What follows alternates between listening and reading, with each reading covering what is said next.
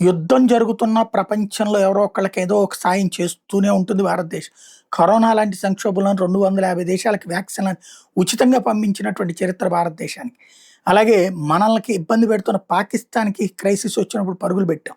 మనల్ని దారుణంగా దెబ్బతీయాలనుకో కుట్రలు పడినటువంటి టర్కీకి భూకంపం వస్తే మన వాళ్ళెళ్లి రక్షించుకొచ్చారు. అది మనకున్నటువంటి ఒక విజ్ఞత, సంస్కారము, తరతరాల నుంచి నేర్చుకున్న నాగరికత.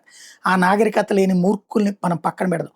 ఇప్పుడు యుద్ధం సందర్భంలో గూడా 1000 మెట్రిక్ టన్నుల బియ్యాన్ని బుర్కినా ఫాసోకి మానవతా సాయం కింద పంపిస్తున్నాం. గ్లోబల్ హంగర్ ఇండెక్స్‌లో భారతదేశం 102 స్థానంలో ఉంది. ఇవి తయారు చేసే దరిద్రులు ఐక్యరాజ్య సమితోళ్ళు. బుర్కినా ఫాసోనేమో 98దో స్థానంలో ఉంది. అంటే మనకంటే అది వాళ్ళకి ఆకలి తక్కువుందనమాట.